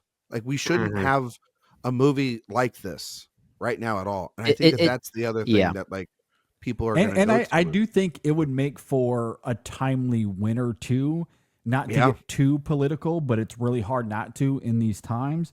And I talked about this on our review. I almost opened with this. I think it would be incredibly ironic if this film was to win. Now, when we discussed it here on the show at first, we didn't know what the election results would be. At least I Yeah. don't recall that being the case. Yeah. Either way, it's going to be a timely winner because of what that film is talking about, and not just in terms of how it's this damnation on America and the American dream, but also the vacuous theology that heightens those things. And when you look at the way religion runs so much of the country now, on one side of the aisle anyway, I mean, that film winning Best Picture with what it has to say, it is going to alienate a lot of people, but I think it very much speaks to the times and a lot of the hypocrisy that we're experiencing. So I don't know if Sure. that's how voters are going to vote, but if that is Maybe, top of mind at all, then It I it can won't see hurt how the that is a narrative. driving force Yeah. for the Brutalists. No, Yeah. it won't. No, it won't. I don't think it will hurt it, but I mean, like, I also do. I just don't like picking my favorites. Like it just scares the shit out of me, guys. Guys, it Hey, just look, it scares worked me. out last year. You might get Yeah, 2 I years in know, a but row. like, I was confident about that from July. Well, you yeah, guys know, which like, is- yeah. Oppenheimer Yeah. was just one of those films that felt like, could this be the one to really like set records at the Oscars? Like there was Yeah. just such a narrative behind it. Whereas, if anything, the films of 2024 for the 2025 season we're talking about here, this is most likely going to be another one of those cases where whatever goes on to win Best Picture is probably not going to win Best Director. I think there could potentially be There one could of be a those splits split, again, yeah, where yeah. I think The Brutalist maybe represents that quote unquote director's film of the nominees, whereas maybe the smaller film, the one that will evidently win Best Screenplay or some other big award, ends up going on to win Best Picture. I think we're going to see some of these splits here. yeah. Yeah. I mean, I hope not. I hope it's just The Brutalist and we just chalk it. And because also, Sure, too, yeah. Brendan, the other thing that happens is, and it's happened in the last 2 years, is voters are lazy. So they just end up voting down the block of like the one movie they think's going to win, or that Yeah. it's winning other things, and then they're just Yeah, like, they go by what the it's over, narrative it's is, what the done. marketing campaign Yeah. seems to be, where the marketing campaign is loudest, I should say. Yeah, if Yeah. if the Brutalist starts winning all these things, and I mean, it's not going to win SAG Ensemble, No, but like no. if it starts winning all these things, and then everyone's like, that's the best picture of the year, barring any catastrophe, then like that would just be it. Like it would be sewed up and done. Mhm. But there's also like it would be interesting if the Brutalist won again PGA and BAFTA, but like Amelia Perez won SAG Ensemble. I would be like, shit. What's that scenario? Because like the actors branch is the biggest branch of the Academy. So if they go fully in on a movie, like if they go in on Wicked, probably doesn't mean much, right? Like they went big on Black Panther before, that didn't mean anything. Yeah. But if they went big on either Conclave, Honora, or Amelia Perez, you'd have to sit there and go, oh God. These other movies that have a big chance of winning something else pretty big, like a screenplay award or something like that. If those one of those three, Amelia, Conclave, or Honora, if it won BAFTA and SAG, I mean, you might be able to call that too. Like there's a weird bunch of combinations that you could just throw out. We just don't have enough evidence yet, but I do think there will be a split. I mean, in a just world, I think actually Corbet winning and Honora winning picture, I've had that in my head for a while, and I think that feels right. It also just feels right for me. Well, and my soul to sleep at night. I feel like for the longest time they were being touted as the two front runners before things got a bit more confusing. I'd even be okay with Conclave, just because I'd be like, okay, well, if it was Conclave, I can again, like, I don't think Amelia is like enemy number one. Like we got to put it on like the the kill list, you know what I mean, or anything. But I do think but I also just think like that would be that'd be kind of such a hollow movie to win, and it feels so like a step backwards in a lot of ways. I think it is for the Academy quite actively bad. Yeah, no, I mean like it is. I mean, I'd get why it win, but I wouldn't agree with any of it. Like I would sit there and be like, also out of all the Netflix movies from all of our favorite auteur directors, and then Jacques Audiard, a guy I like plenty of his films. Yeah, I like him when he's not doing this. I mean, I just essentially would just make this for the Sisters Brothers, and we'll call it like, I guess. We'll just pretend it's for something else. Yeah. For a profit, which is a masterpiece. An honorary win for something else. Yeah. Yeah. Yeah. I mean, but if you want director, I'd be done. I'd be done. I'd never be able to do this again. I'd be so mad. Yeah. Me too. That's the unfortunate thing. And obviously this is the history of the Academy in so many ways is, artists being nominated and winning for things that they don't really deserve. When you look at the resume, they're like, that film right there, they should have won for that performance or whatever it is. And I will say, Jacques Audiard, he is a good filmmaker. Like he's done. He is a very good filmmaker. Yeah, I do think I will say this, and this goes back to like just for my mental health. The Oscars will be on the 2nd of March, I believe. Yeah, and then like correct. or something like that, and then like the next week I'll be at South by, so I will be able to quickly forget about any of this Just move and move on with my life. That's always like been the best thing. Like when a couple of years ago, when Everything Everywhere All at Once won, I like got to go to a movie the next day, and it just kind of like helped. You know what I mean? So like, that's always the best thing. It's like, you can just go see a new movie and just forget about it as well. So no, I agree. As we wind down here, though, I do want to ask you one more question. I'm going to put you on the spot. I'm not going to hold you to this by any stretch of the imagination, because there's a lot to unfold between now and the Oscars in early March. However, I want you for a second to put away your biases. I want you to simply put on your analytical cap. I want you to transform into Tony Romo here for a moment. I don't know, Jim. As pretty good. The expert, the one who knows all of this inside and out. So all biases aside, looking at this analytically, if you had to make a decision today, what do you see as winning Best Picture and the path in getting there?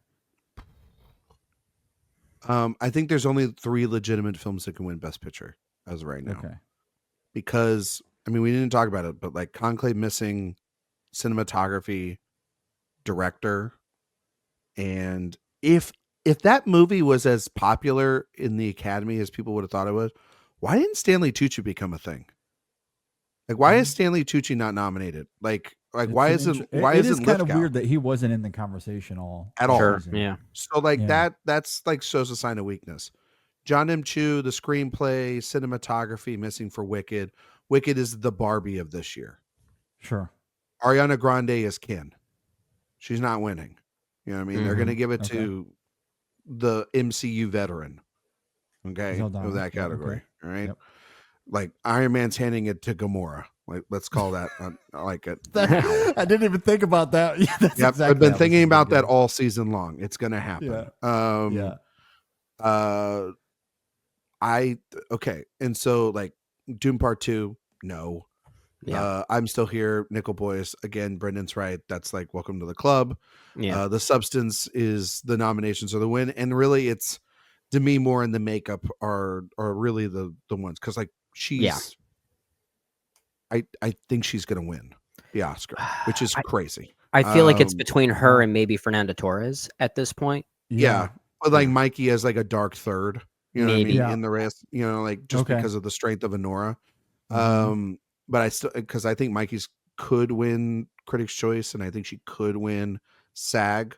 I don't know who the hell's going to win BAFTA, but that remains to be seen. Yeah. I mean, like Carla could win BAFTA, which would Sure. set Twitter on fire. Yes, it A would. It will. complete unknown. That's most likely.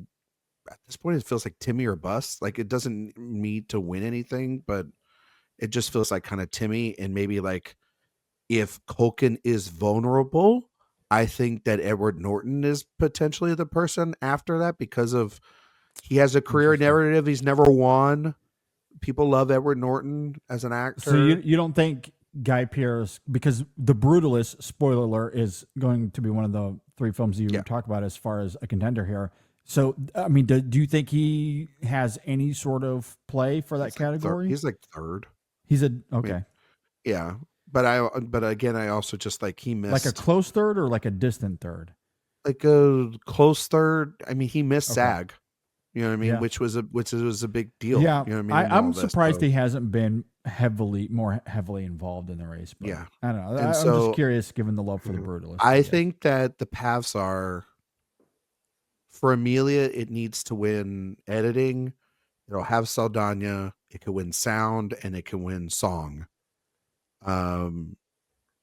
But does that feel like enough? It doesn't have a screenplay win. It wouldn't, and I don't think it's going to win director. So that doesn't feel like enough, right? It feels like weirdly just like song and score, song and Saldana, and that's it.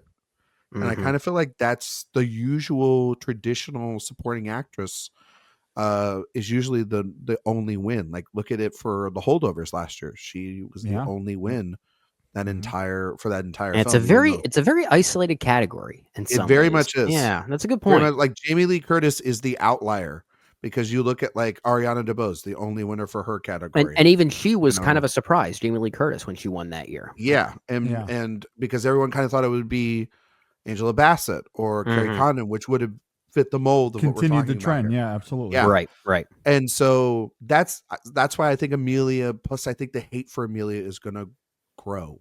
Yeah, I think the narrative's going to get strengthened there. Mhm. Honora's path is slim, but it is a path. Film editing, either a screenplay or a director win, and potentially Mikey in an upset. That's 3 there and a win that could happen. Consensus could come around there. And the more I'm kind of getting away from it, the more I think that editing, screenplay, and picture is, and without Mikey, could actually happen as well too.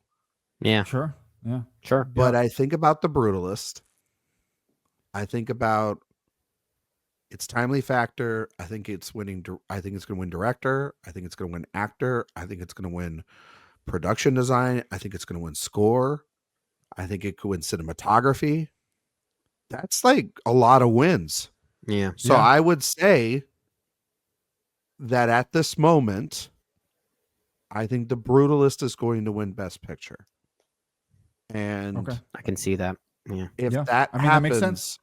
if that happens, you're going to hear a scream from Texas because I will be ecstatic at this. I think a lot of again. people will. But But it just makes sense on the path. fans, You know, not just fans of it like you and I, but Mhm. I think there's going to be a collective scream, perhaps worldwide, but especially here. Probably like a sigh of relief because, more than anything else. Well, that's what I'm saying. Like, there's going to be the fans of the film, like you and I, that are really high on it, and then those that just want Amelia Perez to lose.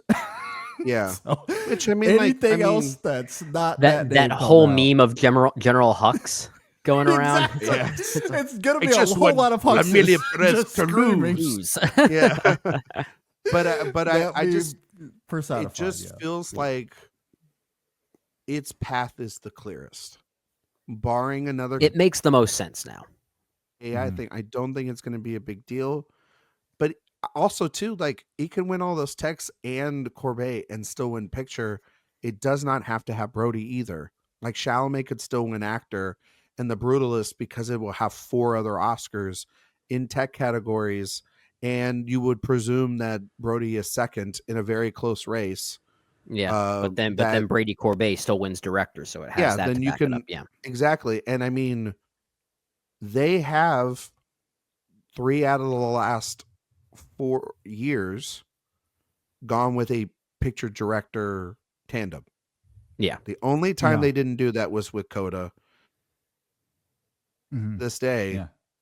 that if Sean Heder was nominated, she would have won director. She would have beat Yeah. Jane Campion, because that movie just picked up steam like nobody's business. Yeah. Yeah. But Nomadland, Everything Everywhere All at Once, Oppenheimer, there was not the necessity to split. Even you want to take it to 2019, take it there. Yeah. Parasite won director and picture. So 4 out of the last 5 years, it has there aren't splits. So so I kind of feel like at this point it's The Brutalist. Okay. Possibly. There it is. I The think it Brutalist makes as sense. I stands think it now. makes sense. Yeah, it makes a lot of sense for sure. I could be back here in a month though, and I'll be like, it's and it Amelia could be different. Perez. I've seen the signs. That's You know what I where mean? that's where part For 2 sure. of this episode is probably going to be a thing. Exactly. Yeah. And then Yeah. I'll be This like, isn't a predictions guys, this is me episode. from I the just- future. You know Yeah, what I mean? exactly. I'm just Yeah. curious where Yeah. your No, I analytical agree. mindset right now. It's- All right. Well, It, I it think we'll hurts go me ahead though and- to be that analytical though, because then I'm like, wait a minute. If the math is mathing to me having my favorite film again being Best Picture, it goes back to what you're saying, or what you tried not to make me do here, JD, which is like, oh God, it's not going to happen then. And so, but then I have to do all this math, and I look like Charlie Day in that gif from It's All Sunny in Philadelphia, and I'm pulling my Yeah, hair out. and- Oh, I trying to- know. And you Figure- know But that see- and you know that when you try to confuse math and art, bad things happen. and bad things happen, but then you overthink it. And when you overthink it, that genuinely means that the simplest answer, which is the original answer, was the correct answer. So yeah, Sure. Yeah. But what you just did is what makes award season, like, that's where it can be fun. Yeah. That's where it can be interesting and compelling. I don't give a shit about you yelling about some guy that has a bald head or some other performance that you don't like, and therefore screw you. Or Like, the people that were discourse yelling about drives me Yora? crazy. But like, when you talk about it analytically, the way that you just did, that is compelling, because all you're doing there is you're talking about like an objective path that it can go down based off of these factors. See that Again, See, the way like a chips Tony going up? Romo does when he's breaking down a play. Like, Yeah. that's why he gets paid millions of dollars, is because he's very compelling doing that. Like, Yeah, that's he's where not this too is biased. fun. Yeah, like your sports fandom hot take bullshit, I do not care about. That is not interesting. Yeah. what Ryan just did that's where this is interesting. Anyway, that's my Do Not Turn Art into Sports segment for this week. Tune in for more. Presented by Sonic the Hedgehog 3. Exactly. No,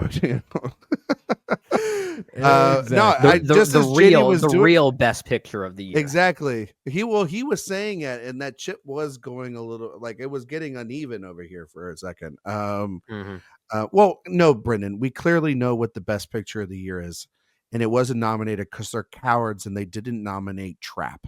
So to hell with the Academy. Trap rules. It was in my top 10 of the year. Really Trap good movie. rules. That's a great movie.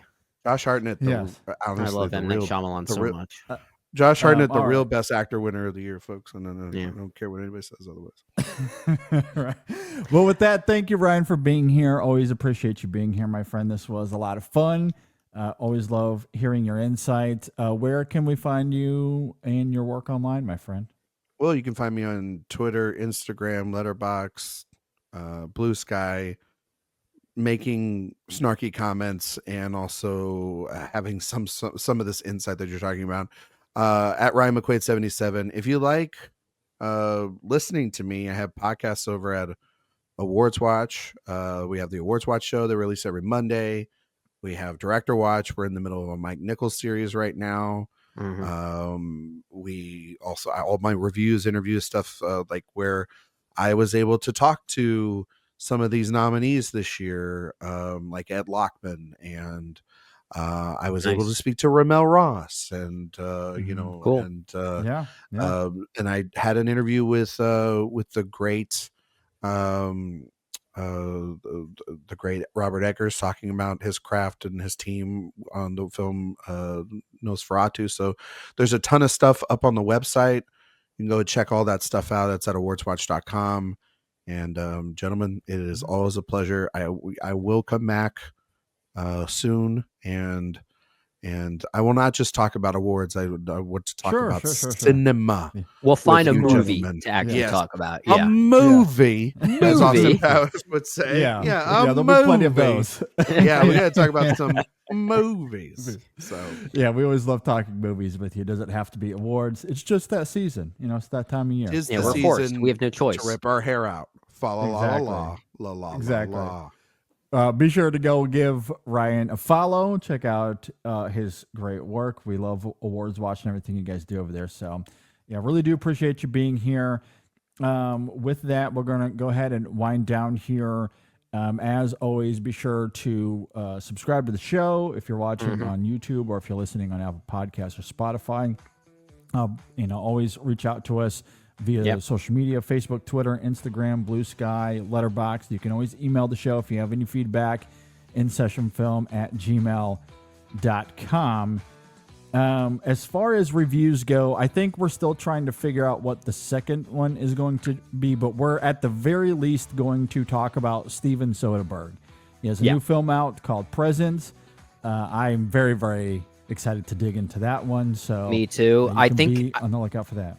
I think the plan right now, JD, and maybe this will change from now until we actually do the review, but I think September 5 is most likely going to be the other one. September 5 might be the other one. Yeah, that's right. We did briefly discuss that as well. So January. We'll dig into those two movies. Not September. Yeah, it's not September. No, we're waiting for the February 5 already come out. Yeah, exactly. And I'm the Virgo here. I was the one who was born in September. I should know the this February stuff. 5, and I guess the sequel is January 6. Oh, damn it! God. Yeah. Damn it! It was right there. And It we was right there. done. Yeah. Absolutely. Be on the lookout for that. We'll have more Chasing the Gold this week. New Women in Session as well. And there's going to be lots of Sundance content coming down the pipeline as well. So with all of that said, thanks for listening, everybody. Thanks for watching. We'll see you next time on the InSession Film Podcast.